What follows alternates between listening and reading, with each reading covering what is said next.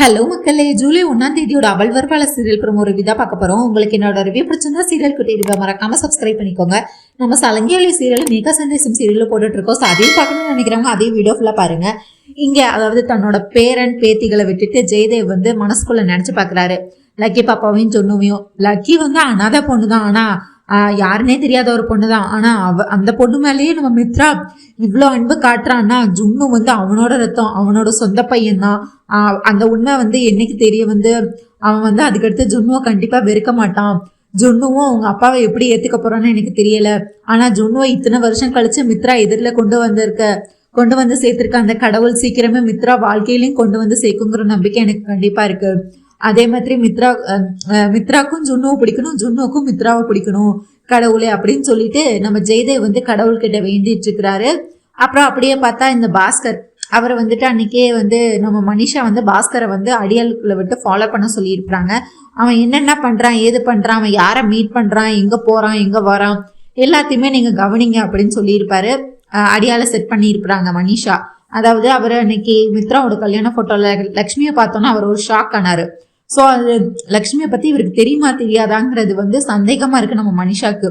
விடை தெரியாத கேள்வியா இருக்கு அப்படின்னு சொல்லிட்டு அதுக்கெல்லாம் கண்டுபிடிக்கணுங்கிறதுக்காக அடியாலை வச்சு நம்ம பாஸ்கரை ஃபாலோ பண்ண சொல்லிட்டு இருப்பாங்க. அந்த அடியாலும் சம்டைம்ஸ் சில நேரம் பார்ப்பாங்க, சில நேரம் தவற விட்டுருவாங்க. இந்த மாதிரியே போயிட்டு இருந்தது. இப்போ வந்து பார்த்தா மார்க்கெட்ல நம்ம பாஸ்கர் வந்து பூ வாங்கிட்டு இருக்கிறாரு. தூரத்துல இருந்து அடியாள்கள்லாம் பாக்குறாங்க. ஏய், இவன் தானே அந்த மனிஷா மேடம் சொன்னது அப்படின்னு சொல்லிட்டு மனிஷாக்கு வந்து இவன் தானான்னு சொல்லிட்டு கேட்டுட்டு பாஸ்கரை போட்டோ எடுத்து அனுப்புறாங்க. மனிஷாவும் உடனே இவன் தான் அது, இவன் எங்க இருக்கான் அப்படின்னு கேக்குறாங்க. மார்க்கெட்ல பூ வாங்கிட்டு இருக்கான் மேடம். சரி, அது வந்து ரொம்ப பப்ளிக்கான பிளேஸ், அங்க வச்சு நீ அவனை துரத்திட்டு போனோன்னா அவன் கண்டிப்பா தப்பிச்சு ஓடிடுவான் இங்க இருந்து.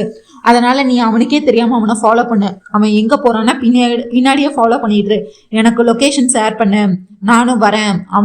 அவனை இன்னைக்கு நம்ம கண்டிப்பா பிடிச்சே ஆகணும் அப்படின்னு சொல்லிட்டு இருப்பாங்க. இவரும் வந்துட்டு பூவெல்லாம் வாங்கிட்டு அப்படியே ரோட்ல நடந்து போயிட்டே இருப்பாரு. தூரத்துல பார்த்தா இந்த 2 அடியாள்களும் நம்ம பாஸ்கர் பின்னாடியே வந்துட்டே இருப்பாங்க. அதுக்கடுத்து கொஞ்ச நேரம் கழிச்சுதான் அவர் கண்டுபிடிப்பாரு. அதாவது இவன் யாரும் நம்மளை ஃபாலோ பண்ற மாதிரியே இருக்கே அப்படின்னு சொல்லிட்டு திரும்பி பார்த்தா 2 அடியாள்கள் வந்து இவங்கள ஃபாலோ பண்ணிட்டே வருவாங்க. சரின்னு குறுக்கு வழியில போகும்னு சொல்லிட்டு வேற வழியில போவாங்க. அங்கேயும் அதே அடியாள்கள்ல வருவாங்க. அப்ப வந்து பாஸ்கர் கண்டுபிடிச்சிருவாரு. ஓகே, அப்ப இவங்க இந்த அடியாள்கள் வந்து நம்மளதான் ஃபாலோ பண்றாங்க, நம்ம கிட்ட இருந்து நம்மளதான் ஏதோ பண்ண போறாங்க அப்படின்னு நினைச்சிட்டு பயந்துட்டு ஓட ஆரம்பிச்சிருவாரு நம்ம பாஸ்கர். அப்புறம் பார்த்தா நேரம் ஒரு கார்ல போய் விழுவாரு. அது யாரு காருன்னு பார்த்தா நம்ம வேற யாரு, நம்ம மனிஷா கார் தான். மனிஷா கார்ல வந்து இறங்குவாங்க. அந்த இதுல போய் விழுந்துருவாரு. ஏய் பாஸ்கர், மனிஷா மேடம் நீங்களாச்சும் என்ன காப்பாத்துங்க மேடம்னோட தூக்கிட்டு போயிடுவாங்க. அந்த அடியால் 2 சேர்ந்து தூக்கிட்டு போய் கயிறெல்லாம் கட்டி சேர்ல கட்டி வச்சிருவாங்க பாஸ்கரை. உடனே மனிஷா மேடம் நீங்க என்ன பண்ணிட்டு இருக்கீங்க, என்ன எதுக்கு மேடம் அடைச்சு வச்சிருக்கீங்க, நான் என்ன பண்ணேன், நான் உண்டே வேலை உண்டுன்னு இருக்கேன், நானே என் பொழப்ப பாக்குறதுக்கு தான் இந்த ஊருக்கு வந்திருக்கேன், எதுக்கு மேடம் என்னை கட்டிலாம் வச்சிருக்கிறீங்க, நான் உங்களுக்கு என்ன துரோகம் பண்ணேன், நான் உங்களுக்கு என்ன பாவம் பண்ணேன்னு சொல்லி அவன் கேட்டுட்டு இருக்கான். மனிஷா, ஏ பாஸ்கர் ரொம்பலாம் நடிக்காத, என்கிட்ட இருந்து எனக்கு உன்கிட்ட இருந்து சில உண்மைகள் வரணும், அந்த உண்மையை சொன்னா நான் உன்னை உடனே விட்டுருவேன் அப்படின்னு சொல்லிட்டு இருக்கிறாங்க. அப்படின்னு மேடம் எனக்கு என்ன உண்மை மேடம் தெரியும், என்ன எதுக்கு மேடம் அடைச்சு வச்சிருக்கீங்க அப்படின்னு சொல்லி கேட்டுட்டு இருக்கிறாரு. இங்க பாரு, நீ எதுக்கு முதல்ல இங்க வந்த, அந்த சிந்திராப்பள்ளி பஸ் ஆக்சிடென்ட்ல நடந்தப்போ பொண்டாட்டிய காப்பாத்தினது யாரு, அந்த பொண்ணு பேர் என்ன, அதுக்கடுத்து கொஞ்சம் காலம் நீ வந்து அவளை உன் தங்கச்சியா உன் வீட்டுல தங்க வச்சிருந்தே, அந்த பொண்ணு பேர் என்ன, அவ யாருன்னு எனக்கு தெரியணும் அப்படின்னு சொல்லிட்டு இருக்கிறாங்க.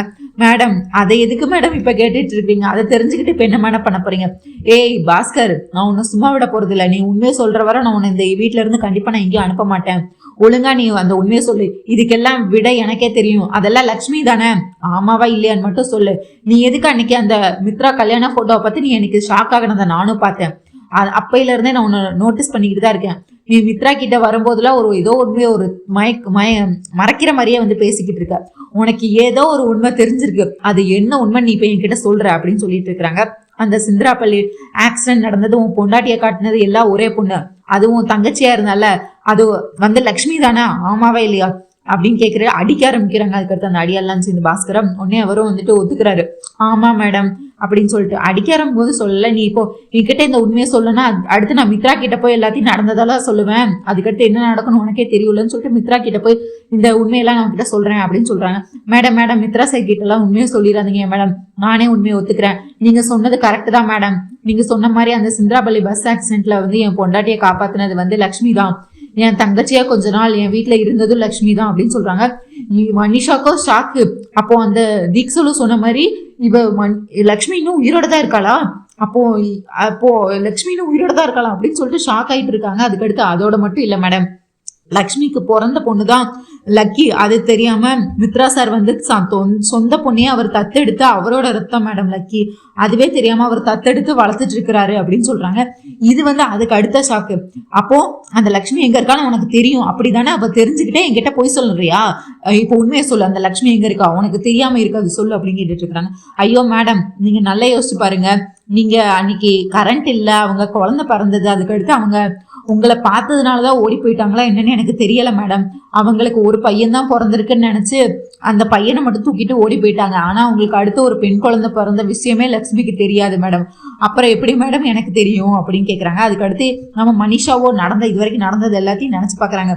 அதாவது இவங்க அங்க போய் தங்குனது, அப்புறம் வளையல் மித்ரா வாங்கிட்டு வந்தது, அதை இருட்டுல போய் இவங்க நம்ம அரவிந்தா போய் அந்த வளையல போட்டு விட்டது லக்ஷ்மிக்கு, அதுக்கடுத்து ரொம்ப இருட்டுல நைட்ல வலி வந்தப்போ இவங்க தூக்கிட்டு போய் ஹாஸ்பிட்டல்ல சேர்த்தது அப்படின்னு சொல்லிட்டு மித்ரா அந்த குழந்தைய கையில வாங்கினது எல்லாத்தையுமே நினைச்சு பாக்குறாங்க. எல்லாத்தையும் கூட்டி கழிச்சு பார்த்தா உண்மையாவே சொந்த பொண்ணுதான் அது.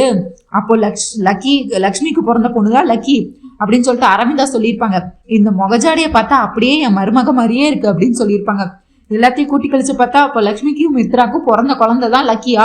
அப்ப அந்த லக்ஷ்மி எங்க இருக்கா சார், அவ என் கண்ணு முன்னாடி இருந்தும் நான் அவரை தவற விட்டேனே, கோயில் அவளை என் கிட்டத்துல பார்த்தும் அவ என் கண்ணுல மண்ணை தூவிட்டு போயிட்டாளே, அவ இங்கேதான் இருக்கா, எனக்கு நல்லா தெரியும், உனக்கு தெரியுமா திருப்பியும் வந்து மனிஷா வந்து இவர்கிட்ட கேட்டுக்கிட்டே இருக்காங்க. மேடம், எனக்கு தெரிஞ்ச உண்மை எல்லாமே நான் உங்ககிட்ட சொல்லிட்டேன், இதுக்கு மேல மறைக்கிறதுக்கு எதுவும் இல்லை, என்ன விட்டுருங்க மேடம் அப்படின்னு சொல்லிட்டு இருக்கிறாங்க.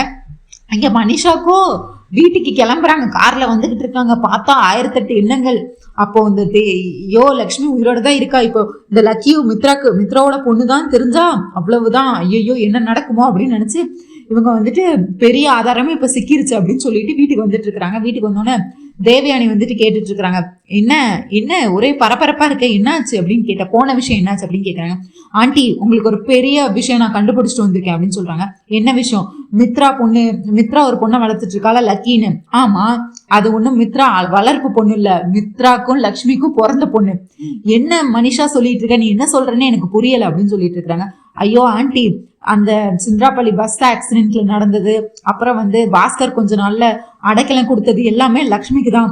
லக்ஷ்மிக்கு 2 குழந்தை பிறந்திருக்கு. அவ வந்து 2ஆவதா பிறந்த பெண் குழந்தைய பார்க்காமலே அவ வந்துட்டு முதல்ல பிறந்த ஆண் குழந்தைய மட்டும் தூக்கிட்டு ஓடிட்டா. அந்த முதல்ல பிறந்த குழந்தைதான் இப்ப இந்த வீட்டுல கரெக்டா. எனக்கு இந்த விதியை நினைச்சா ரொம்பவே கோவம் வருது ஆண்டி.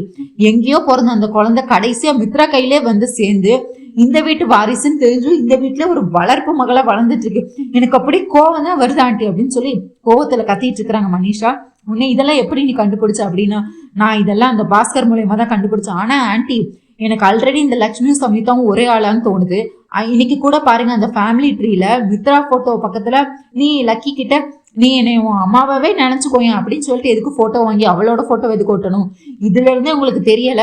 ஆனா லக்ஷ்மிக்கு வந்து லக்கி பிறந்ததே தெரியாது, அவளுக்கு ஒரு பெண் குழந்தை பிறந்த விஷயமே தெரியாது, அவளுக்கு ஒரே ஒரு ஆண் குழந்தை தான் பிறந்திருக்குன்னு நினைச்சு தூக்கிட்டு ஓடிட்டா. அவளுக்கு 2ஆவது பிறந்த பெண் குழந்தையே தெரியாது. ஆனா கண்டிப்பா அவ உயிரோட தான் இருக்கான்னு இப்ப கன்ஃபார்ம் ஆயிருச்சு ஆண்டி. அவ இங்கேதான், நம்ம கிட்டதான் இங்கே இருக்கா. நான் கோயில பார்த்துன்னு உங்ககிட்ட எத்தனை தடவை சொன்னேன். இப்போ வந்து அந்த சம்யுக்தாவும் லக்ஷ்மியும் ஒண்ணுன்னு மட்டும் தெரியட்டும், அதுக்கடுத்து பார்ப்போம். அதுக்கடுத்து நம்ம தேவயானியோ, இங்க பாரு மனிஷா, உனக்கு பெரிய விஷயம் கிடைச்சிருக்கு. மித்ராக்கு மட்டும் லக்கி தான் அவன் சொந்த பொண்ணுன்னு தெரிஞ்சா லக்ஷ்மி மேல இருக்க கோவத்தை ஃபுல்லா அந்த குழந்தை மேலதான் காட்டுமா. லக்ஷ்மி எங்க இருக்கான்னு தெரியாது, ஆனா லக்ஷ்மியே பிடிக்காதவன் அந்த குழந்தைய மட்டும் ஏத்துப்பானா என்ன. அதுக்கடுத்து அந்த பொண்ணு கண்டிப்பா இந்த வீட்டுல இருக்காது, ஏதாவது ஒரு அனாத ஆசிரமத்துல கொண்டு போய் சேர்த்துருவாங்க, அதான் வீட்டை விட்டே வெளியே அனுப்பிடுவான் மித்ரா அப்படின்னு சொல்லிட்டு இருக்கான். ஆமா ஆண்டி, சமயம் பார்த்துதான் சொல்லணும், இப்ப எதுவும் சொல்லக்கூடாது, எப்போ எனக்கு தேவையோ அப்பதான் நான் இந்த விஷயத்த நான் வெளியே விடுவேன், அது வரை நான் இதை வெளியே சொல்ல மாட்டேன் அப்படின்னு சொல்லிட்டு இருக்கிறாங்க. இங்க நம்ம ஜெயதேவ் பார்த்தா கோயிலுக்கு வராரு. கோயிலுக்கு வந்துட்டு தீக்ஷுலோ பார்த்துட்டு தீக்ஷுல ஆசிரமத்துக்கு போயிட்டு, ஐயா தீக்ஷுல ஐயா என்ன பண்றீங்க, எப்படி இருக்கீங்க, அரவிந்தாலாம் எப்படி இருக்கா அப்படின்னு கேட்டுட்டு இருக்கிறாங்க. அரவிந்தா ஏதோ உங்க வீட்லயே அவளுக்கு மன நிம்மதி கிடைக்கல, இங்க வரணும்னு தானே இங்க வந்து பாத்துக்கிட்டு இருக்கா, நீ அரவிந்தா அங்கதான் இருக்கா, நீ வேணா அங்க போய் பாருப்பா அப்படின்னு சொல்லிட்டு இருக்கிறாங்க. இவங்களும் தீக்ஷுல ஆசிரமத்துலதான் நம்ம அரவிந்தாவும் இருந்துட்டு இருக்கிறாங்க. அரவிந்தாக்கு ஆல்ரெடி ரொம்ப மனசு கஷ்டமா இருக்கு. அதாவது ஜானு விவேக் தான் கல்யாணம் பண்ணிக்கணும்னு நினைச்சாங்க, ஆனா இப்படி வேற ஒரு கல்யாணம் பண்றாங்களேன்னு அதை பொறுக்க முடியாம தான் வந்திருக்காங்க. இங்க நம்ம மனிஷா வந்து கெத்தா சம்யுக்தா வந்துட்டு நம்ம லக்ஷ்மி வந்து சம்யுக்தா வேடம் போட்டு, என்ன மனிஷா ஒரே பரபரப்பா இருக்க, என்ன விஷயம் அப்படின்னு கேட்டுட்டு இருக்காங்க. சில உண்மைகள்லாம் எனக்கு இப்பதான் தெரிய வந்திருக்கு, அது தெரிஞ்சா இங்க பூகம்பமே வெடிக்கும், அதெல்லாம் கண்டுபிடிச்சாச்சு, எனக்கு நிறைய உண்மைகள்லாம் கிடைச்சிருக்கு, அதை நினைச்சு நான் ரொம்பவே சந்தோஷமா இருக்கேன், அதுக்காக தான் நான் இதை கொண்டாடிக்கிட்டு இருக்கேன் அப்படிங்கிற மாதிரி சம்யுக்தா லட்சுமி கிட்ட வந்து சொல்லிட்டு இருக்காங்க. இவங்களுக்கு சில உண்மைகள் தெரிஞ்சிருக்கணும்னே நம்ம லட்சுமிக்கு பயமா இருக்கு. எங்க அதாவது சம்யுக்தா வேடம் போட்டிருக்க லட்சுமியை தான் கண்டுபிடிச்சிட்டாங்களோ, அப்ப நான் லட்சுமி தான் இவளுக்கு ஏதோ க்ளூ கிடைச்சிருச்சா, நான் லட்சுமி தான் இவ கண்டுபிடிச்சிட்டாளா, ஏதாவது ஆதாரம் கிடைச்சிருச்சா, அது நிரூபிக்க போறாளா மித்ரா கிட்ட, என்ன நடக்க போகுதுன்னு தெரியல அப்படின்னு சொல்லிட்டு அதுக்கடுத்து மனிஷா வந்து போயிடுறாங்க. அடுத்து ஜானுவும் லக்ஷ்மி பேசிட்டு இருக்கிறாங்க. அக்கா, மனிஷாவோட தோரணை எல்லாமே மாறி இருக்கு, அவள் பேசுற பேச்சு எல்லாமே வந்து வித்தியாசமா இருக்கு, கண்டிப்பா அவளுக்கு ஏதோ பெரிய ஆதாரம் கிடைச்சிருக்கு, ஒருவேளை நீதான் லக்ஷ்மின்னு அவளுக்கு கண்டுபிடிச்சிட்டாளாக்கா, இப்ப என்னக்கா பண்றது அப்படின்னு ஜானு கேட்டுட்டு இருக்காங்க. ஐயோ ஜானு, எனக்கு கண்டிப்பா தெரியல ஆனா அவ அந்த ஆதாரத்தை இங்க எல்லாரும் முன்னாடி நிரூபிக்கிறதுக்கு முன்னாடி அவளோட பிரம்மாஸ்திரம் அந்த அத்தையை பத்தின வீடியோ ஏதோ வச்சிருக்கால, அதை முதல்ல நான் அழிச்சே தீருவேன், அதை முதல்ல அழிக்கணும், அதுக்கு அடுத்து நான் தான் லக்ஷ்மின்னு தெரிஞ்சா கூட எனக்கு பிரச்சனை இல்லை, உனக்கும் ஜானுக்கும் விவேக்கும் கல்யாணமும் நடக்கணும், இது ரெண்டும் மட்டும் முடிச்சிட, எனக்கு அதுக்கு அடுத்து நான் தான் லக்ஷ்மின்னு கண்டுபிடிச்சா எனக்கு எந்த பிரச்சனையும் இல்லை, இதுவரை அவளுக்கு எந்த ஆதாரமும் கிடைச்சிருக்காதுன்னு நான் நினைக்கிறேன், இருந்தாலும் இதுக்கு அடுத்து நம்ம ரொம்பவே ஜாக்கிரதையா இருக்கணும்க்கா இவகிட்ட மனிஷா கிட்ட அப்படின்னு சொல்லி மனிஷாவும் தேவியானையும் ஏதோ சிரிச்சு பேசுறாங்க. அவங்களுக்கு பெரிய ஆதாரம் எதோ கிடைச்சிருக்கானா, என்ன ஆதாரம்னு தெரியலையே அப்படின்னு சொல்லி இங்க லக்ஷ்மி வந்து மண்டைக்குள்ள குழப்பிட்டு இருக்கிறாங்க. இங்க பார்த்தா தீக்ஷலு ஆசிரமத்துல நம்ம ஜெயதேவ் வந்துட்டு அரவிந்தா பார்க்க போறாங்க. அரவிந்தா எப்படிமா இருக்க, என்னம்மா அப்படின்னு கேட்டுட்டு இருக்கிறாங்க. என்னங்க, எனக்கு அங்க வீட்டுல இருந்து வந்தாலே எனக்கு வீட்டு யோசனையாவே தான் இருக்கு, ஜானும் விவேக்கும் தான் காதலிச்சாங்க, இப்ப மட்டும் லக்ஷ்மி உயிரோட இருந்தா கண்டிப்பா ஜானுக்கும் விவேக்கும் தானே கல்யாணம் பண்ணி வச்சிருப்பா, அவளும் உயிரோட இல்லை, எனக்கு அதை பாக்குற சக்தி இல்லாம தான் நானே இந்த ஆசிரமத்துல வந்து இருக்கேன். ஐயோ அரவிந்தா, நீ வேண்டின வேண்டுதல் வந்து அந்த கடவுளுக்கே கேட்டுருச்சுன்னு நினைக்கிறேன், என்னங்க சொல்றீங்க, எனக்கு என்ன சொல்றீங்கன்னு எனக்கு புரியலையே, ஜானுக்கும் விவேக்கும் தான் கல்யாணம் நடக்கும், வேணாலும் பாரு, அந்த கல்யாணம் நின்று போச்சு, தேவையான ஏற்பாடு படுத்தின கல்யாணம் நின்று போச்சு அப்படின்னு சொல்றாங்க. எப்படிங்க, யார் நிப்பாட்டின, என்னாச்சு, என்ன நடந்தது அப்படின்னு கேட்குறாங்க. வேற யாரு, நம்ம லக்ஷ்மி தான் கல்யாணத்தை நிப்பாட்டினா அப்படின்னு சொல்லிடுறாரு. இது லக்ஷ்மியா, அப்ப லக்ஷ்மி உயிரோட இருக்காளா, லக்ஷ்மி திரும்ப வீட்டுக்கு வந்துட்டாளா, எங்க இருக்கா இப்ப லக்ஷ்மி, நீங்க லக்ஷ்மியை பாத்தீங்களா, நீங்க பேசுனீங்களா, ஏன் இங்க கூட்டிட்டு வரல அப்படின்னு சொல்லிட்டு லக்ஷ்மி லக்ஷ்மி லக்ஷ்மி நீங்க ஒரே எக்ஸைட்மெண்ட் ஆயிடுறாங்க நம்ம அரவிந்தா. உடனே ஜெயதேவ் இருந்துட்டு, ஐயோ அரவிந்தா, ஐயோ நான் வேற உண்மையை உளறிட்டேனே, இப்ப என்ன பண்றது அப்படின்னு யோசிச்சுட்டு ஜெயதேவ் வந்துட்டு, லக்ஷ்மினா லக்ஷ்மி இல்ல அரவிந்தா, லக்ஷ்மி ரூபத்துல இருக்க அந்த சம்யுக்தா அப்படின்னு சொல்றாங்க. லக்ஷ்மி மாதிரியே இருக்கிற அந்த சம்யுக்தா தான் ஜானுவோட கல்யாணத்தை வந்து நடத்தி வைக்கணும், அதனால ஜானு விவேக்கும் தான் ஒன்னா சேரணும் அப்படிங்கிறதுக்காண்டி விவேக்கோட கல்யாணத்தை இப்போ நிப்பாட்டிட்டா அப்படின்னு சொல்றாங்க. நீங்க ஒரு நிமிஷம் லக்ஷ்மி வந்துட்டான்னு சொல்லும் போது எனக்கு எவ்வளவு சந்தோஷமா இருக்கு தெரியுமா, எனக்கு போன உயிரை வந்த மாதிரி இருக்கு, ஆனா பாருங்க இப்போ லக்ஷ்மி வரலன்னு சொல்றீங்க, எனக்கு ரொம்பவே மனசு கஷ்டமா இருக்கு அப்படின்னு இவங்க ரெண்டு பேரும் பேசிட்டு இருக்கும்போது இங்க தீக்ஷலு வந்து தியானம் பண்ணிட்டு இருக்காரு. அவரோட ஞான திருஷ்டியில என்ன தெரியுதுன்னா, மித்ராக்கு ஒரு பெரிய கண்டம், மித்ரா வந்து கார்ல போயிட்டு இருக்கிறாரு, திடீர்னு வந்து 4-5 அடியால் வந்து மித்ராவோட மூஞ்ச மறைச்சு வேற கார்ல தூக்கிட்டு போறாங்க, அவனோட மித்ராவோட போன் வந்து கீழே விழுகுது, இந்த மாதிரி ஒரு அவர் ஞான திருஷ்டியில இது மாதிரி தெரியுது. உடனே சிஷியர்கள் அனுப்பி அரவிந்தாவையும் ஜெயதேவியும் கூட்டிட்டு வர சொல்றாங்க. உடனே என்ன குருஜி, என்னாச்சு, என்ன வேணும் உங்களுக்கு, ஏதாவது பிரச்சனையா, யாருக்காவது ஏதாவது ஆபத்தா அப்படின்னு கேட்டுட்டு இருக்காங்க. உடனே அரவிந்தா நீ உடனே இப்ப வீட்டுக்கு போகணும் அப்படின்னு சொல்றாங்க. என்னாச்சு குருஜி, என்னாச்சு தீக்ஷலு அப்படின்னு கேட்டுட்டு இருக்காங்க. மித்ராக்கு இப்ப அடுத்த கண்டம் வரப்போகுது அப்படின்னு சொல்றாங்க. மித்ராக்கு கண்டமா அப்படின்னு சொல்லிட்டு இவங்க ஷாக் ஆறாங்க, அரவிந்தாவும் ஜெயதேவும். நம்ம தீக்ஷல வந்து சொல்றாங்க அரவிந்தாவையும் ஜெயதேவியும் கூப்பிட்டு, இங்க பாருங்க மித்ரா உயிர் இப்ப ஆபத்துல இருக்கு, மித்ராக்கு பெரிய கண்டம் இருக்கு, அவன் உயிரே இப்ப பெரிய ஆபத்துல இருக்கு, அவன் எங்க இருக்கான் முதல்ல கேளுங்க போன் பண்ணி, அவன் எங்க இருந்தாலும் முதல்ல வீட்டுக்கு அழைச்சிட்டு வாங்க, வீட்டுலதான் அவன் இருக்கணும், இன்னும் கொஞ்ச நேரத்துக்கு அவன் வெளியே எங்கேயும் சுத்தக்கூடாது, வெளியே எங்கேயும் இருக்கக்கூடாது, யார் கண்ணிலையும் படக்கூடாது, வீட்டுலதான் இருக்கணும் அப்படிங்கிற மாதிரி தீக்ஷல வந்து சொல்லிட்டு இருக்காங்க. என்னாச்சுங்கும் போது, மித்ரா உயிர் உனக்கு வேணுமா, மித்ரா உயிரோட இருக்கணுமா வேண்டாமா அரவிந்தா, உடனே போய் நீங்க வீட்டுக்கு போங்க அப்படின்னு சொல்லி அரவிந்தாவையும் ஜெயதேவியும் நம்ம தீக்ஷல வந்து வீட்டுக்கு அனுப்பி வைக்கிறாங்க. இங்க பார்த்தா நம்ம தீக்ஷல சொன்ன மாதிரியே மித்ராக்கு வந்து ஆக்சிடென்ட் நடக்கும், அதாவது அவர் கார் ஓட்டிக்கிட்டு முன்னாடி போயிட்டு இருப்பாரு, அங்க போனும் வந்து அடிச்சுக்கிட்டே இருக்கும், பின்னாடி பார்த்தா 4-5 ரவுடிங்க வந்து பின்னாடி ஒரு கார்ல வந்து ஃபாலோ பண்ணிட்டே இருப்பாங்க. ஏய் இன்னைக்கு அவனை சும்மா விடக்கூடாதுடா, இன்னைக்கு எப்படியாவது அவனை நம்ம கடத்திட்டு போகணும், நம்ம இடத்துக்கு அவனை கூட்டிட்டு போகணும், இன்னைக்கு அவன் என் கையில இருந்து தப்பிக்கவே கூடாதுடா, முதல்ல அவனை ஃபாலோ பண்ணு அப்படின்னு சொல்லிட்டு ஃபாலோ பண்ணிட்டே இருப்பாங்க. கரெக்டா ஒரு சந்துக்குள்ள போகும்போது காரை முன்னாடி வந்து ஸ்பீடா முன்னாடி நிப்பாட்டி மித்ராவை வந்து சண்டை போடுற மாதிரி பண்ணுவாங்க. அதாவது காரை விட்டு உங்களுக்கு அறிவில்லையா அப்படின்னு சொல்லிட்டு, என்னடா எங்களை எதிர்த்து பேசுறியா நீ அப்படின்னு சொல்லிட்டு மித்ரா கையை 2 பேர் சேர்ந்து பிடிச்சி பின்னாடி கயிறு கட்டிடுவாங்க. அவரோட மூஞ்சில வந்து ஒரு கருப்பு துணியை போட்டு மித்ரா மூஞ்சியும் மறைச்சிருவாங்க. மித்ரா ஃபோன் பார்த்தா அப்படியே கீழே விழுந்துரும். காரு கதவு திறந்துருக்கும். நடு ரோட்ல காரை நிப்பாட்டிட்டு இவங்க பாட்டு அந்த காரில் இவங்களை ஏற்றிடுவாங்க. மித்ராவை ஏற்றிட்டு மித்ராவும் பேசிகிட்டே இருப்பார். அவர் பாட்டு அந்த கருப்பு துணி போடுறதுனால, யாரா நீங்கள் என்ன எதுக்கிட்டா கடத்துறீங்க, யாரா நீங்கள், உங்களுக்கு என்னடா வேணும், என்னடா பிரச்சனை, யார் நீங்கன்னு கேட்டுட்டு இருப்பாரு. உடனே ஓவரா பேசினா அவ்வளவுதான், இந்த கத்தி அடிச்சு ஒரே சொருகிடுவேன், அப்புறம் தான் அவ்வளவுதான், உயிர் போயிடும், வாயை மூடிட்டீரு அப்படின்னு சொல்லிட்டு இவங்க காரை எடுத்துட்டு வேகமா மித்ராவை கூட்டிட்டு எங்கே போறாங்கன்னே தெரியாம அவங்க பாட்டு போய்கிட்டே இருப்பாங்க. இங்கே பார்த்தா ஆடிட்டர் வந்து அதுக்கடுத்து கால் பண்ணுவார் நம்ம மித்ராவுக்கு. ஆனால் நம்ம மித்ரா தான் ஃபோனு நடு ரோட்டில் கிடக்கு, அதை அடிச்சுக்கிட்டே இருக்கும், யாருமே எடுக்க மாட்டாங்க. இங்கே உடனே ஆடிட்டர் சார் வந்துட்டு டென்ஷன் ஆகி அடுத்து பார்த்தா விவேக்கு கால் பண்ணுவாங்க. என்ன விவேக், நான் மித்ராவை இன்னைக்கு டைமிங் என்னோட பிஸி ஷெடியூலில் மித்ராவை மீட் பண்ணணும்னு சொல்லியிருக்கேன். இன்னைக்கு நான் இத்தனை வாட்டி கால் பண்ணிட்டு இருக்கேன், காலை எடுக்க மாட்டாங்க மித்ரா, என்னாச்சு, வர்றாங்களா இல்லையா அப்படின்னு கேட்டுட்டு இருப்பாங்க. நம்ம விவேக்கோ, சார் உங்களை பார்க்க தான் வந்திருக்காங்க, உங்களோட மீட்டிங் எப்பயாவது அண்ணன் வராமல் இருந்திருக்காங்களா, உங்களை பார்க்க தான் வந்துட்டு இருக்கிறாங்க அப்படின்னு சொல்லுவாங்க. நீங்கள் உடனே கால் பண்ணி கேளுங்க எங்கே இருக்காங்கன்னு, சீக்கிரம் வர சொல்லுங்க அப்படின்னு சொல்கிறாங்க.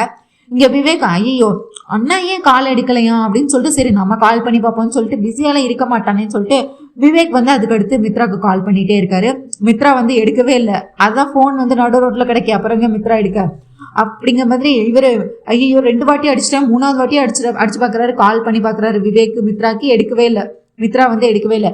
இவங்க பார்த்தா காரில் வந்து ஏதோ சுற்றி சவுண்டெல்லாம் கேட்குது, கடை சவுண்டு, இது டிராஃபிக் சவுண்டு, மோஸ்ட்லி அந்த அது இதுன்னு சொல்லிட்டு தொழுவுற சவுண்டுன்னு சொல்லிட்டு எல்லா சவுண்டும் இங்கே கேட்குது. இதெல்லாம் எந்த இடத்துக்கு என்ன தூக்கிட்டு போயிட்டு இருக்காங்க அப்படின்னு சொல்லி மித்ரா வந்து பேசிக்கிட்டே வர்ற வழியில, யாரா நீங்க, உங்களுக்கு என்னடா வேணும், எதுக்குடா என்ன கடத்திட்டு இருக்கிறீங்க அப்படின்னு கேட்டுட்டு இருக்கிறாங்க.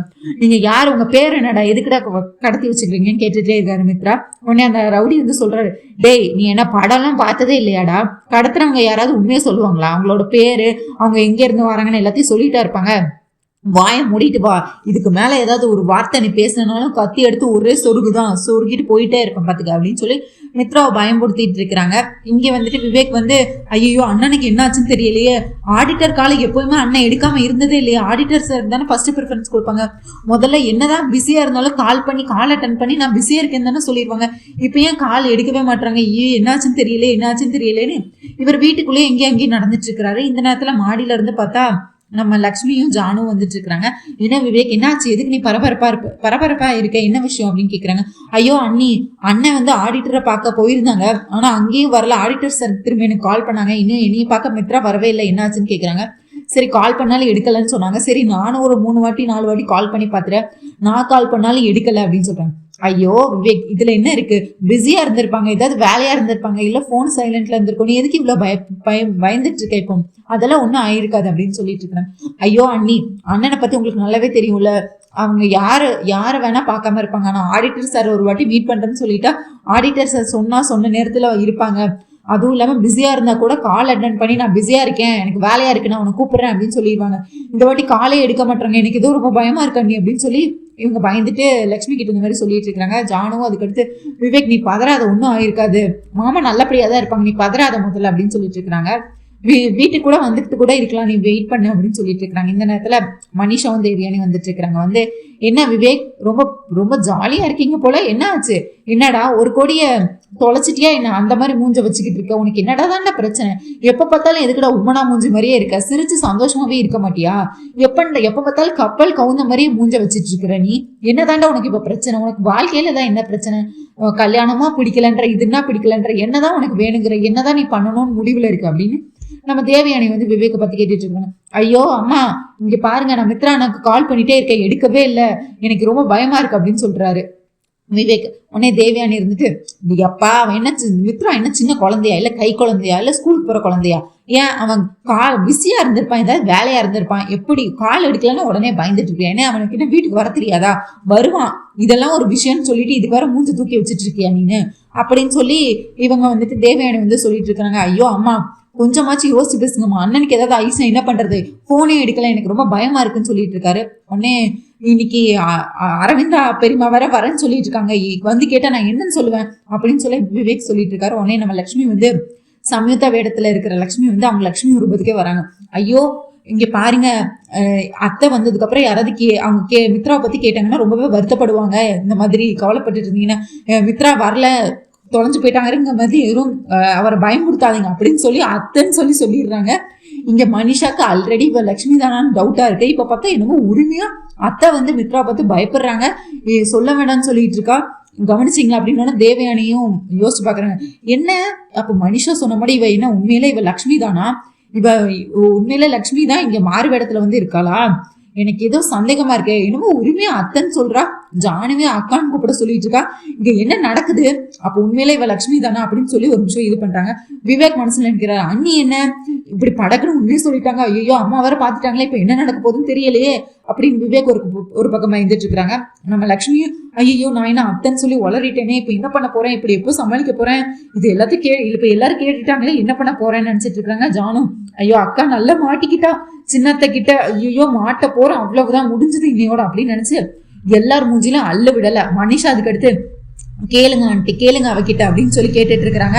உடனே என்னம்மா என்ன கரெக்டு தான், நீ வந்து ஜானுவை வந்து அக்கான்னு கூப்பிட சொல்லியிருக்க, அப்புறம் என்னோட அரவிந்தா அக்காவை பார்த்தா மருமகன்னு கூப்பிட சொல்லியிருக்க, அதனால உரிமையா நீ வந்து அத்தைன்னு சொல்றியாமா? சரி நீ அவங்கள அத்தைன்னு கூப்பிடுறது கூட பிரச்சனை இல்லை, நானும் வந்து நீ அச்சசல் பார்க்க எங்க வீட்டு மருமக லட்சுமி மாதிரியே தான் இருக்க, அதனால இனிமேல் நீ என்னையவும் இனிமேல் சின்னத்தனே கூப்பிடு, எனக்கும் எந்த பிரச்சனையும் இல்லைம்மா அப்படின்னு சொல்லி இவங்க வந்துட்டு அவங்க வாயில லட்சுமி வாயிலிருந்து உண்மையை வர்றதுக்கு கண்டி இப்படி விட்டு போட்டுக்கிட்டு இருக்காங்க. இந்த நேரத்துல விவேக் வந்து போகுது, ஆமா நிப்பாட்டுங்கம்மா, இங்க என்ன நடந்துட்டு இருக்கு, நீங்க என்ன பேசிட்டு இருக்கீங்க, நானே அண்ணனை காணுங்கிற விரத்தில இருந்துகிட்டு இருக்கேன், அண்ணன் கால் எடுக்கலங்கிற பயத்துல இருந்துகிட்டு இருக்கேன், இப்போ பெரியவன் வந்து கேட்டா நான் அண்ணன் எங்கன்னு கேட்டா நான் என்ன சொல்லுவேன், நானே இங்க பயந்துட்டு இருக்கேன், நீங்க இப்போ என்ன நடக்குதுன்னு தெரியாம நீங்க இப்போ கொஞ்சம் பேசிட்டு இருக்கிறீங்க, தூர போங்க முதல்ல அப்படின்னு சொல்லிட்டு கால் எடுக்கலை அப்படின்னு சொல்லிட்டு இருக்காங்க.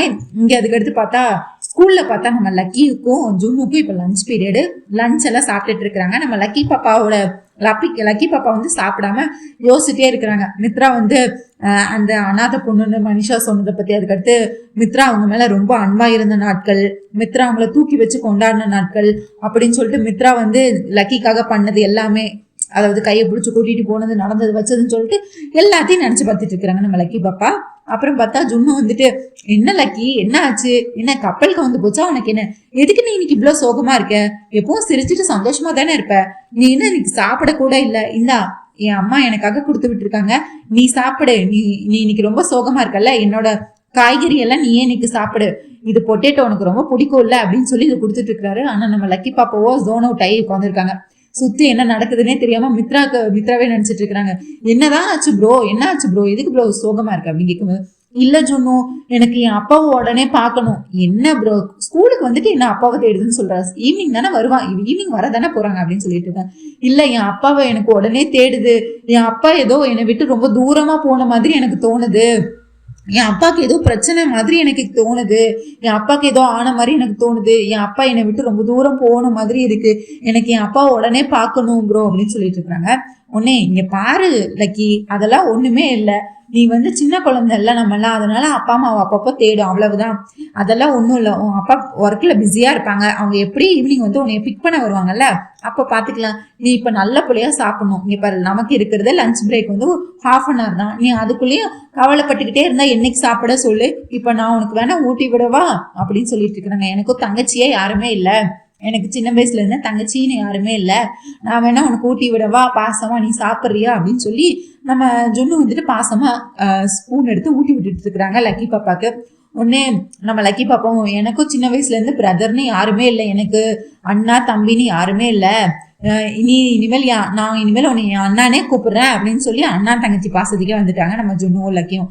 அதுக்கடுத்து இன்னைக்கு சரி லக்கி, நானும் சின்ன வயசுல இருந்து இந்த ரக்ஷா பந்தன்லாம் கொண்டாடினதே கிடையாது, நீதான் இப்ப எனக்கு ஒரு புது தங்கச்சி கிடைச்சாச்சுல, இந்த வாட்டி ரக்ஷா பந்தனை பெரிய செலிப்ரேஷன் மாதிரி வேற லெவல்ல எல்லாரும் சேர்ந்து கொண்டாடலாம் அப்படின்னு சொல்லிட்டு இருக்காங்க.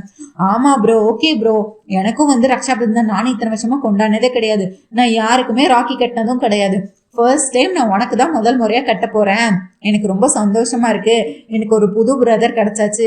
இங்க பாரு ஜுன்னு, ரக்ஷாபந்தன் அப்போ வந்து ராக்கி கட்டினா மட்டும் போதாது, ராக்கி கட்டினா நீ எனக்கு வந்து கிஃப்ட் கொடுக்கணும். இப்பவே நல்லா யோசிச்சு வச்சுக்கோ, எனக்கு நீ என்ன கிஃப்ட் கொடுக்க போற, என்னை எப்படி சர்ப்ரைஸ் பண்ண போற, எனக்கு என்ன சாக்லேட்ஸ் எல்லாம் கொடுக்கணும் அப்படின்னு சொல்லி ரக்ஷாபந்தனை இந்த வாட்டி எப்படி செலிப்ரேட் பண்றது அப்படி இப்படின்னு 2 பேரும் இப்பவே உட்காந்து அதுக்கான ஏற்பாடெல்லாம் என்னென்ன பண்ணணும் அப்படின்னு சொல்லி 2 பேரும் பேசி ஒரு வழியா ஜுன்னு வந்து நம்ம லக்கி பாப்பாவை சிரிக்க வச்சு லக்கி பாப்பாவை சாப்பிடவும் வச்சாச்சு. இங்கே பார்த்தா இவங்களுக்கு இன்னும் டவுட் இருந்துகிட்டே இருக்கு, நம்ம மனிஷாக்கும் தேவயானிக்கும். இப்போ வந்து அவங்களுக்கு தேவயானிக்கும் டவுட் வந்துருச்சு, இது லக்ஷ்மி தானா, சம்யுக்தா வேடத்துல இல்லை, இது சம்யுக்தா வேடத்துல இருக்க லக்ஷ்மி தானா அப்படின்னு சொல்லிட்டு. இங்கே பார்த்தா அவங்க மித்ராவை கடத்தி போய்கிட்டே இருக்கிறாங்க, எங்கே போகிறாங்க எது போகிறாங்கன்னு தெரியல. கத்தியை வேற கழுத்தில் வச்சிருக்கிறாங்க மித்ரா கழுத்தில்.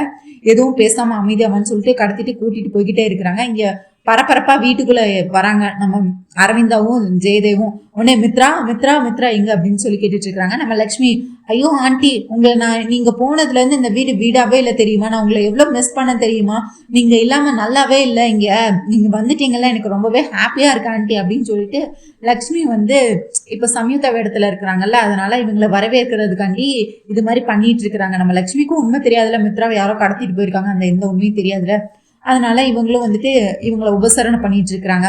ஐயோ இருக்கட்டும் சம்யுக்தா, நான் இல்லைன்னா என்ன, வீட்டுல எல்லாரும் இருக்காங்க, அவங்களாம் உங்களை நல்லா பாத்துக்க மாட்டாங்களா என்ன, சரி மித்ரா எங்க மித்ரா எங்க மித்ரா எங்க அப்படின்னு சொல்லிட்டு மித்ரா எங்கன்னு கேட்டுட்டே இருக்காங்க. அடுத்து தேவயானி வராங்க. அக்கா, நீங்க எப்போ இந்த வீட்டை விட்டு போனீங்களோ அப்பயும் நீங்க வீட்டை விட்டு போகல, இந்த வீட்டை விட்டு மொத்த சந்தோஷையே எடுத்துட்டு போயிட்டீங்களா அப்படின்னு சொல்லி சண்டை போட்டுட்டு இருக்காங்க. என்ன ஆச்சு தேவயானி? ஆமா, பின்ன என் பையனுக்கு கல்யாணம்னு சொல்லிட்டு இருக்கேன், நீங்க அந்த கல்யாணத்தை விட்டுட்டு உங்களுக்கு உங்களோட இதுதான் பெருசுன்னு சொல்லிட்டு இந்த கல்யாணத்தை கூட நான் இருக்க மாட்டேன், என் கண்ணு முன்னாடி இந்த கல்யாணம் நடக்கக்கூடாதுன்னு நீங்க என்ன நேரத்துல நினைச்சிட்டு இந்த வீட்டை விட்டு போனீங்களோ தெரியல. இப்ப இந்த கல்யாணமும் நின்று போச்சு. நீங்க வந்து எனக்காக ஏதாவது நின்றீங்களா? உங்க பையனுக்கு மட்டும் எல்லாத்தையும் பார்த்து பார்த்து பண்றீங்க, ஆனா விவேக்குக்கு ஏதாவது ஒண்ணு பண்றீங்களா? இப்ப வந்து இங்க பாருங்க, அதுக்கடுத்து விவேக் எந்த பொண்ணு கல்யாணம்னாலும் நீங்க முன்னாடி நின்று நடத்தணும் தான் நான் நினைக்கிறேன். ஆனா நீங்க எனக்கு இந்த குடும்பமும் வேண்டாம் ஒண்ணும் வேண்டான்னு நீங்க பாட்டு உங்க இஷ்டத்துக்கு இந்த வீட்டை விட்டு போயிட்டு இருக்கிறீங்க. இங்க என்ன நடக்குதுன்னே தெரியல. எல்லாம் அந்த லக்ஷ்மியால ஏதோ உலகத்திலே இல்லாத மருமகளா உங்க பையனுக்கு பெரிய கண்ட இருக்கு அந்த இருக்குன்னு சொல்லி ஒரு பொய்யான ஜாதகத்தை கொடுத்து ஒரு ஏழை வீட்டு பொண்ணை இங்க கூட்டிட்டு வந்து அவ இருக்க இடம் தெரியாம இருந்துட்டு போனா கூட பிரச்சனை இல்லை. இந்த வீட்டையே நடுத்தருக்கு கொண்டு வந்துட்டு அந்த துரோகி எல்லாம் யாராவது மன்னிப்பாங்களா? அப்படி ஒரு பொண்ணை பார்த்து நீங்க கல்யாணம் பண்ணி வச்சிருக்கீங்க உங்க பையனுக்குன்னு திரும்பியும் குத்தி காட்டுறாங்க நம்ம லட்சுமிய. உடனே இங்க அரவிந்தாக்கு கோவம் வருது. வாயை மூடு, வார்த்தையை அளந்து பேசு தேவயானி. என்ன பேசுறேன்னு தெரிஞ்சுதான் பேசிட்டு இருக்கேன், யார்கிட்ட பேசுறேன்னு தெரிஞ்சுதான் பேசிட்டு இருக்கேன். இங்க என்ன நடந்துட்டு இருக்கு? என் மருமகளை பத்தி பேசாதன்னு உனக்கு நிறைய தடவை சொல்லிட்டேன். எதுக்கு நீ இப்ப என் மருமகளை பத்தி பேசிட்டு இருக்க? உனக்கு என் மருமகளை பத்தி பேச எந்த அருகதையும் கிடையாது, இங்க யாருக்குமே எந்த அருகதையும் கிடையாதுன்னு சொல்லி நம்ம அரவிந்தா வந்து டென்ஷனாகி கத்திட்டு இருக்கிறாங்க. இதை பார்க்கும்போது நம்ம லட்சுமிக்கு ரொம்ப சந்தோஷமா இருக்கு. சார், நம்ம அத்தை நம்ம மேல எவ்வளவு அன்பா இருக்கீங்க அப்படின்னு சொல்லிட்டு அதுக்கடுத்து இப்போ எங்க மித்ரா எங்கன்னு சொல்லி திரும்பி கேட்டுட்டே இருக்கிறாங்க. உடனே நம்ம விவேக் வந்துட்டு அது ஒண்ணும் இல்லை பெரியமா, ஆடிட்டரை பாக்குறதுக்காக அண்ணா வெளியே போயிருக்காங்க, என்னாச்சு பெரியமா? ஐயோ, அவன் எங்க இருந்தாலும் முதல்ல அவனுக்கு கால் பண்ணி முதல்ல வீட்டுக்கு வர சொல்லு அப்படின்னு சொல்லிட்டு இருக்காங்க. என்னாச்சு பெரியமா, என்னதான் பிரச்சனை அப்படின்னு கேட்டுட்டு இருக்காங்க. ஐயோ, தீக்ஷல சொன்னாங்க இப்போ மித்ராக்கு பெரிய கண்டம் இருக்குன்னு சொல்லிட்டு, அவன் எங்க இருந்தாலும் முதல்ல நீ அவனை வீட்டுக்கு வர சொல்லு, இல்ல நீ போய் முதல்ல கூட்டிட்டு வா அப்படின்னு சொல்லிட்டு இருக்காங்க. அதுக்கடுத்து பெரியமா அண்ணனுக்கு கால் அப்படின்னு சொல்ல வராங்க. உடனே நம்ம லட்சுமி வந்து நிப்பாட்டிடுறாங்க. அதான் சொல்றாங்கல்ல விவேக், உனக்கு நல்லாவே தெரியும்ல, ஆடிட்டரை பார்க்க தானே உங்க மித்ரா போயிருக்காங்க, நீங்களே வெளியே போய் கூட்டிட்டு வாங்க அப்படின்னு சொல்லிட்டு ஆடிட்டர் சார் வீட்டுக்கு போயிட்டு மித்ராவை நீங்களே கார்ல அழைச்சிட்டு வாங்க அப்படின்னு சொல்லி அனுப்பி வைக்கிறாங்க. சரிங்க சம்யுக்தா, நான் போயிட்டு வரேன் அப்படின்னு சொல்லிட்டு இவர் வந்து அரவிந்தா கிட்ட உண்மையை சொல்லல. அதாவது இத்தனை வாட்டி கால் பண்ணோம், மித்ரா அண்ணன் வந்து எடுக்கல, நாங்க எல்லாரும் வந்து தேடிட்டு இருக்கோம், ஆல்ரெடி ஆடிட்டர் சாரும் வந்து வரலன்னு சொன்னாங்க, அந்த விஷயத்த வந்து மறைச்சிட்டாங்க. ஏன்னா ஆல்ரெடி வந்து இங்க அரவிந்தாவும் ஜெயதேவும் பயத்துல இருக்கிறாங்க. இப்ப இந்த உண்மையை வேற சொன்னா வந்து இங்க இன்னும் பிரச்சனை ஆயிரும்னு சொல்லிட்டான். ஆனா நம்ம லட்சுமி மூஞ்சியில வந்து அள்ளு விடுது. மித்ராக்கு வந்து ஆபத்து இருக்கு, கண்ட இருக்குன்னு சொன்னோன்னே தேவயானியும் நம்ம மனுஷாவும் ஃபுல்லா வந்து நோட்ட விடுறது ஃபுல்லா நம்ம லட்சுமியை தான். அவ மூஞ்சி மாறுதா, அவ எப்படி இருக்கா, அவ எப்படி ரியாக்ட் பண்றா. இப்போ உண்மையான லட்சுமினா இப்ப மித்ரா கொண்டுனா துடிச்சிட்டு வெளியே போய் காப்பாத்தணும்னு வெளியே ஓடுவா. இவ என்ன பண்றா ஏது பண்றான்னு சொல்லி அங்க நின்று வேவு பார்த்துட்டு இருக்கிறாங்க. அரவிந்தா வந்து விவேக்க போய் சீக்கிரம் எங்க இருந்தாலும் போய் எனக்கு தெரியாது மித்ராவை கூட்டிட்டு உடனே வீட்டுக்கு வா அப்படின்னு சொல்லிட்டு அனுப்பி வைக்கிறாங்க. இங்கே அப்படியே பார்த்தா நம்ம ஜெயதேவ் இருந்துட்டு அரவிந்தா நீ ரொம்ப பயந்து போயிருக்க ஜானு, நீ அவளை மேலே கூட்டிகிட்டு போமா அப்படின்னு சொல்கிறாங்க. எங்கள் ஜானுவும் வந்துட்டு அரவிந்தாவை கூட்டிகிட்டு மேலே வராங்க. மேலே வந்து இவங்க சாமி முன்னாடி நின்று கும்பிட்டுட்டு இருக்கிறாங்க. இந்த நேரத்தில் நம்ம லக்ஷ்மியை வந்து தனியாக கூட்டிகிட்டு போகிறாங்க. ஜெயதேவ் வந்து கூட்டிகிட்டு போய் இங்கே என்னமா நடக்குது, ஏன் எல்லாரும் மூஞ்சியில் ஒரே பதட்டமாக இருக்கீங்க, இங்கே என்ன நடந்தது சொல்லு, என்ன நடந்தது, என்ன இது பிரச்சனை அப்படின்னு கேட்டுட்டு இருக்கிறாங்க. ஆமாம் மாமா, அதாவது மித்ரா எங்கே போனாங்கன்னே தெரியல, நாங்கள் கால் பண்ணி பார்த்துட்டோம், யாரும் எடுக்கலை, ஆடிட்டரை பார்க்குறேன்னு சொல்லிட்டு தான் வந்து விவேக் கிட்ட போயிருக்காங்க.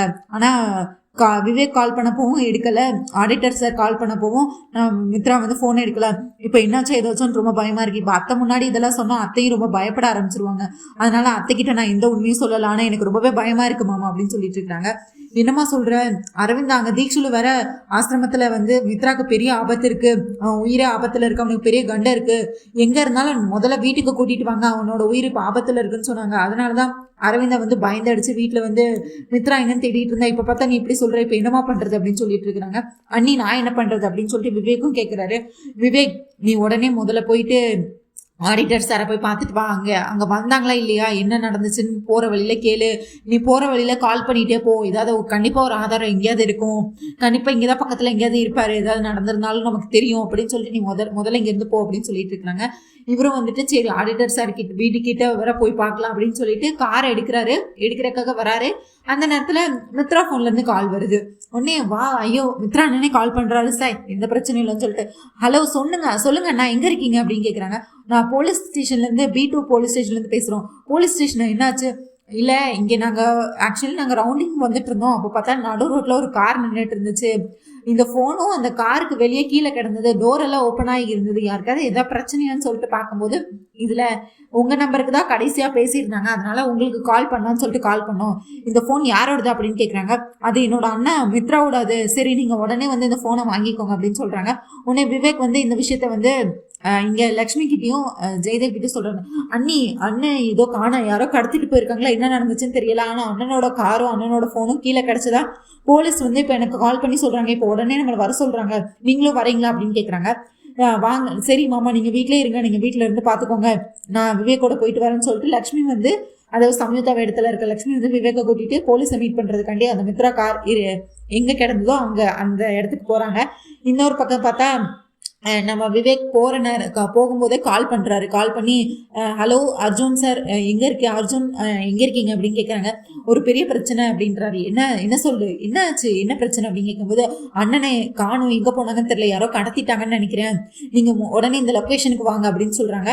உடனே போலீஸ் அங்கே தானே இருக்கிறாங்கன்னு சொல்லிட்டு அந்த லொக்கேஷன் எல்லாத்தையும் இவருக்கு ஷேர் பண்ணுறாங்க. இங்கே வீட்டில் இருந்து பார்த்தா நம்ம அரவிந்தா வந்துட்டு சாமி அறையில் உட்காந்து பூஜை பண்ணிட்டு இருக்கிறாங்க. பூஜை பண்ணி கடவுளை இது என்ன சோதனை, மித்ரா பிறந்ததுலேருந்து அவனுக்கு கண்டத்தை கொடுத்து அவன் வாழ்க்கையை இப்படி பண்ணி வச்சிருக்கிறீங்க, எனக்கு இருக்கிறதே ஒரே பையன், அவன் யாருக்கு என்ன கெடுதல் செஞ்சான், அவனை ஏன் இவ்வளோ கஷ்டப்படுத்துறீங்க, ஒவ்வொரு வாட்டியும் அவனுக்கு கண்டத்தை கொடுத்து என் வயிற்றுல வந்து நெருப்ப வைக்கிறீங்க, எங்களுக்கு என் பையன் நல்லபடியாக இருக்கணும், அந்த சின்ன வயசுல அவனுக்கு எத்தனை கண்டத்தை தான் கொடுப்பேன், என்னால் முடியலை, அவன் யாருக்கு என்னதான் தீங்கு செய்தான் அப்படின்னு சொல்லிட்டு கடவுள்கிட்ட முறையிட்டு இருக்கிறாங்க அரவிந்தா. உடனே இங்கே அரவிந்தா இங்கே இப்படி கும்பிட்டுட்டு இருக்கிறாங்க. விளக்கு வேற அணைய போகிற மாதிரி டிங்குன்னு இங்கே ஆடிக்கிட்டு இருக்கு. திரும்பி வந்து இங்கே ஆடிட்டு இருக்கு. உடனே கையை வந்து வைக்கிறாங்க. அணைக்காமல் இருக்கிறதுக்கு யார் வந்து வைக்கிறா, நம்ம சம்யுக்தா வந்து அணையாமல் இருக்க பார்க்குறாங்க. கரெக்டான நேரத்தில் நீ வந்து விளக்கு அணைய விடையலாமா, சம்டைம்ஸ் வந்து நம்ம பயப்பட்ட நேரத்தில் கூட ஒரு கயிறு கூட நமக்கு பாம்பு மாதிரி தெரியும், எனக்கு இப்பவும் அப்படிதாம்மா இருக்குது, எனக்கு மித்ரா உயிருக்கு என்னாச்சோ ஏதாச்சும் ரொம்பவே பதட்டமாக இருக்குது, பயமாக இருக்குது, மித்ராக்கு எந்த கெட்டதும் நடந்திருக்க கூடாது, அவன் நல்லபடியாக பத்திரமா இருக்கணும், எனக்கு ரொம்பவே பயமாக இருக்குமா, இது வரைக்கும் அவனுக்கு நிறைய கண்டை வந்திருக்கு, நிறைய பிரச்சனையிலேருந்து என்னோட மருமகள் லக்ஷ்மி அவனை காப்பாற்றிருக்கா, ஒரு வாயிலிருந்து அந்த முதலையே சாகடிச்சு அவன் உயிரை காப்பாற்றினான், ஒரு பெரிய கிளாஸ் இது வந்து மேலேருந்து அவன் தலையில் விழுகிற மாதிரி இருந்துச்சு, அந்த நேரத்தில் என் மருமகள் லக்ஷ்மி வந்து காப்பாற்றினான், இப்போ லக்ஷ்மியும் அவன் கூட இல்லை, அதாவது மித்ராக்கு ஏதாவது ஆயிருமோன்னு எனக்கு ஒவ்வொரு நிமிஷமும் திக்குன்னு இருக்குமா, சம்யுக்தா என்ன பண்ணுறதுன்னு எனக்கு தெரியலை அப்படின்னு சொல்கிறாங்க. உடனே சம்யுக்தா வந்து அதான் லக்ஷ்மி தானே அவங்க, உடனே நீங்கள் எதுக்கும் கவலைப்படாதீங்க ஆண்டி, கண்டிப்பாக எதுவும் கெட்டதான் எதுவும் நடக்காது, நீங்கள் எல்லாத்துக்குமே நல்லது தான் பண்ணியிருக்கீங்க, மித்ராக்கு எந்த கெட்டது நடக்காது, அவருக்கு நல்லது தான் நடக்கும், அவர் பத்திரமா ஒரே இடத்துல தான் இருப்பார், நீங்கள் எதுக்கும் எது நினச்சி கவலைப்படாதீங்க அப்படின்னு சொல்லிட்டு இருக்கிறாங்க. இங்கே ஜானுவும் வந்துட்டு பதட்டமாக இருக்கிறாங்க. ஐயோ மித்ரா மாமாக்கு என்னாச்சு அப்படின்னு சொல்லிட்டு அதுக்கடுத்து போலீஸை பார்க்கறதுக்காண்டி 3 பேரும் ஒரே நேரத்தில் வந்து நிற்கிறாங்க. போலீஸ் வந்து இன்வெஸ்டிகேஷன் பண்ணுறதுக்காக மித்ரா கார் எங்கே நின்றுச்சோ அங்கேயே தான் நிற்கிறாங்க. காரு ஃபோனை வச்சுட்டு அங்கேயே நின்றுட்டு இருக்கிறாங்க. இங்கே நம்ம வலது பக்கம் காரில் பார்த்தா நம்ம அர்ஜுன் வந்து இறங்குறாரு. இன்னொரு பக்கம் இடது பக்கம் காரில் பார்த்தா நம்ம விவேக்கும் சம்யுக்தாவும் வந்து இறங்குறாங்க. வந்துட்டு போலீஸ்காரங்க வந்துட்டு பேசுறாங்க. இந்தாப்பா இதான் அண்ணனோட ஃபோனா? ஓ விவேக் நீங்களா அப்படின்னு கேட்குறாங்க. சார் மித்ரானந்தன் என்னோட அண்ணனை தான் காணும், எங்காச்சு நீங்கள் கடைசியாக எங்கே பார்த்தீங்க, இந்த ஃபோன் எங்கே கிடச்சிது, இங்கே என்ன நடந்துச்சு உங்களுக்கு ஏதாவது தெரியுமா அப்படின்னு கேட்டுட்டு இருக்காங்க. போலீஸ்காரங்களும் இல்லை நாங்கள் ரவுண்ட்ஸ் வந்துட்டு இருந்தோம், அப்போ இந்த ஃபோன் கீழே கிடந்தது, யார்கிட்ட ஏதாவது பிரச்சனையாக திறந்து பார்க்கும்போது தான் எங்களுக்கு காரில் யாருமே இல்லைன்னு தோணுச்சு. அதுவும் சுற்றி இந்த காரை நடு ரோட்டில் நிப்பாட்டிட்டு இப்படி கதவு வர திறந்துருக்கும் போது கொஞ்சம் பயமாக தான் இருந்துச்சு. அதனால தான் உங்களுக்கு கால் பண்ணி இந்த ஃபோனை கொடுத்தேன். பக்கத்தில் ஏதாவது சிசிடிவி இருக்கான்னு நான் அங்கே கான்ஸ்டபிள்லாம் விசாரிக்க போயிருக்காங்க, நீங்கள் கொஞ்சம் நேரம் வெயிட் பண்ணுங்க, என்ன நடந்துச்சு நம்ம வேணால் பார்க்கலாம் அப்படின்னு சொல்லி வெயிட் பண்ணிட்டு இருக்கிறாங்க. இங்கே பார்த்தா வீட்டிலேருந்து அதாவது ஸ்கூல்லேருந்து நம்ம பாப்பா லக்கி வந்து வராங்க. வந்துட்டு அப்பா எங்கன்னு தேடிட்டே இருக்கிறாங்க. உடனே அரவிந்தா வந்துட்டு கட்டி பிடிச்சி முத்தமலையை பொழிகிறாங்க. லக்கி எப்போ பார்த்தாலும் அப்பா தானே, நான் இத்தனை நாள் உன்னை விட்டு போயிருக்கேன், ஒரு நாளாவது நீ தேடினியே, என்கிட்ட ஒரு நாள் கூட நீ ஃபோனில் பேசலையே, என்ன பண்ணுற, எப்படி இருக்க, நல்லா இருக்கியா, ஒன்றும் பிரச்சனை இல்லைல்ல, நல்லபடியாக ஸ்கூல் போயிட்டு வரியா அப்படின்னு சொல்லி விசாரிச்சுட்டு இருக்கிறாங்க. ஆமாம் நீங்கள் தான் என்கிட்ட சொல்லாமல் கொள்ளாமல் இத்தனை நாள் எங்கே போனீங்க, நான் உங்கள் மேலே ரொம்பவே கோவமாக இருக்கேன், நான் உங்ககிட்ட பேசவே மாட்டேன் அப்படின்னு சொல்லி நம்ம லக்கி பாப்பாவும் வந்து அரவிந்தா கிட்ட விளையாடிட்டு இருக்கிறாங்க. அப்புறம் பார்த்தா இங்கே பார்த்தா இங்கே போலீஸ் வந்துட்டு சிசிடிவி ஃபுட்டேஜ் வந்து அந்த கான்ஸ்டபிள் வந்து எடுத்துகிட்டு வந்துடுறாங்க. எடுத்துகிட்டு வந்துட்டு பார்த்தா சார் இங்கே பக்கத்தில் ஒரு சிசிடிவி ஃபுட்டேஜ் இருக்காது, இந்த பென்ட்ரைவில் ஏற்றி கொடுத்துருக்காங்கன்னு சொல்லிட்டு பென்ட்ரைவ் கொடுக்குறாங்க. ஐயோ இந்த பென்ட்ரைவை போட்டு பார்க்கணும், ஒரு லேப்டாப் வேணுமேன்னு கேட்கும்போது அர்ஜுன் வந்து என்கிட்ட இருக்குது சார் லேப்டாப் அப்படின்னு சொல்லிட்டு காரில் போய் வேகமாக போய் லேப்டாப் எடுத்துகிட்டு வராரு. எடுத்துகிட்டு வந்து இதை கனெக்ட் பண்ணி பார்க்குறாங்க என்ன நடந்துச்சு அப்படின்னு பார்க்குறாங்க. அதாவது மித்ரா கார் முதல்ல வந்துட்டு இருக்கு, பின்னாடி ரவுடிங்க அவங்க காரில் வந்து மித்ரா காரை மறித்து அவர் மூஞ்சியில் முகமூடி போட்டு கத்தியை வச்சு கடத்திட்டு போனது ஃபுல்லாகவே ரெக்கார்டாக இருக்குது. உடனே லட்சுமி வந்து பயப்படுறாங்க, யார் இப்படி கடத்திட்டு போயிருப்பா, அப்படி என்ன பெரிய பிரச்சனை நடந்திருக்க போது, யாருக்கு என்ன ஆச்சுன்னு தெரியலையே, எந்த விஷயத்துக்காக இப்போ மித்ராவை கடத்திருக்காங்கன்னு தெரியலையே, இப்போ என்ன பண்ணுறது அப்படின்னு சொல்லி பயந்துட்டு இருக்கிறாங்க. சார் நீங்கள் இந்த கேஸை நீங்கள் எப்படி கண்டுபிடிக்க போகிறீங்க, இதில் நம்பர் பிளேட் கூட இந்த காரில் இல்லை, அவங்க எல்லாமே தெளிவாக பக்கவாக பிளான் பண்ணியிருக்காங்க, இப்போ எப்படி சார் காப்பாற்றுறது அப்படின்னு சொல்லி கேட்டுட்டு இருக்காங்க.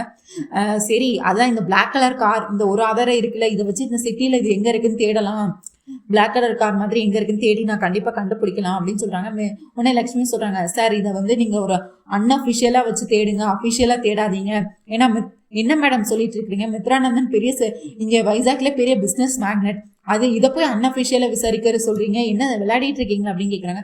இல்லை சார் நீங்கள் இப்போ அஃபிஷியலாக மீட் பண்ணீங்கன்னா அது வந்து அந்த கடத்திட்டு போன குரூப்புக்கு தெரிஞ்ச மித்ராவை ஏதாவது பண்ணிட்டாங்கன்னா என்ன பண்ணுறது, அதுக்காக தான் சொல்கிறேன், நீங்கள் இது அன்அஃபிஷியலாக யாருக்கும் தெரியாமல் நமக்கு இந்த உண்மை தெரிஞ்சிச்சுங்கிற விஷயம் அவங்களுக்கு தெரியக்கூடாது, தெரிஞ்சால் பெரிய பிரச்சனை ஆயிடும் சொல்லிட்டு இருக்காங்க.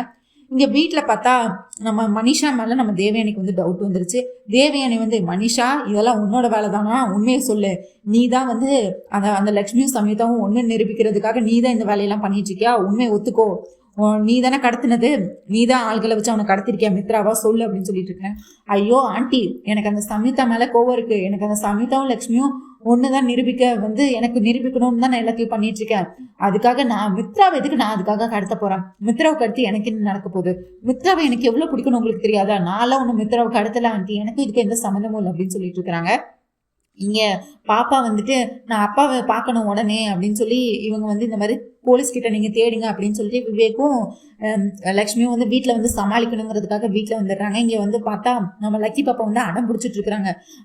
நானும் அம்மாச்சி நான் பார்க்கணும், நான் உடனே அப்பாவை பார்க்கணும், என்னை விட உங்களுக்கு என்ன பிஸ்னஸ் தான் ரொம்ப பெருசாக, எனக்கு தேடுது, எனக்கு என்னமோ இன்னைக்கு என் அப்பா என்னை விட தூரமாக போன மாதிரி இருக்குது, எனக்கு நான் தேடுது, நான் பார்க்கணும் அப்படின்னு சொல்லிட்டு இருக்கிறாங்க. இந்த நேரத்தில் நான் அப்பா கிட்ட பேசவாது செய்யணும்னு சொல்லிட்டு இருக்காங்க. விவேக் வீட்டுக்குள்ளே வந்தோன்னே என்னடா ஆடிட்டர் சாரை பார்த்தியா, பேசுனியா, கூட்டிகிட்டு வந்தேன், எங்கே மித்ரா காணும், இங்கே உங்களோட வரலையா மித்ரா அப்படின்னு கேட்டுட்டு இருந்தாங்க.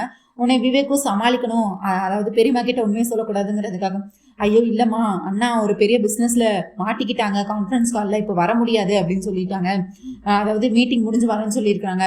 என்னடா அவனுக்கு பொண்ணை விட அவன் பொண்ணை விட அந்த பிஸ்னஸ் தான் ரொம்ப பெருசாக போச்சா, பொண்ணு இங்கே உட்காந்து ஏக்கமாக அழுதுகிட்டு இருக்கா, அவளுக்கு லக்கியை விட அவனுக்கு பிஸ்னஸ் ரொம்ப பெருசாக போயிட்டா, எனக்கு அதெல்லாம் தெரியாது, எனக்கு இப்போ வந்து அவன் வீட்டில் இங்கே வந்து இருக்கணும், என் கண்ணு முன்னாடி வந்து மித்ரா நிற்கணும், அதுக்கு என்ன செய்வே எனக்கு தெரியாது, பிஸ்னஸ்லாம் அப்புறம் பார்த்துக்கலாம், அவனை முதல்ல வீட்டுக்கு கிளம்பி வர சொல்லு அப்படின்னு சொல்லி ஆர்டர் போட்டுட்டு இருக்கிறாங்க அரவிந்தா. இங்கே லக்கி பாப்பாவும் அழுகிற ஸ்டேஜுக்கே போயிடுறாங்க. எனக்கு அப்பாவை பார்க்கணும், அப்பாவை உடனே பார்க்கணும், சீக்கிரம் கூட்டிட்டு வாங்க, எனக்கு தேடுது, அப்பாவை தேடுதுன்னு சொல்லி அழுகிற மாதிரி ஆகிறாங்க. உடனே நம்ம லக்ஷ்மி வந்து ரொம்ப சாமர்த்தியமா இது வந்து மித்ரா இங்கே இல்லை, அதனால சாமர்த்தியமா இதை எப்படி டீல் பண்றாங்கன்னா, லக்கி இப்போ என்ன உனக்கு நீ உங்க அப்பா கிட்ட ஃபோன் கால் பேசினா நீ ஓகே ஆயிருவியா அப்படின்னு சொல்றாங்க. ஃபோன் கால், சரி நான் ஃபோன் கால் அது பேசணும், சரி நான் பேசுறேன் அப்படின்னு சொல்றாங்க. உடனே இவங்க வந்து அர்ஜுனுக்கே கால் பண்றாங்க. ஹலோ மித்ரா அப்படின்னு சொல்றாங்க. லக்ஷ்மி நான் அர்ஜுன் பேசுறேன். ஐ நோ மித்ரா, சரி சொல்லு அப்படின்னு சொல்றாங்க.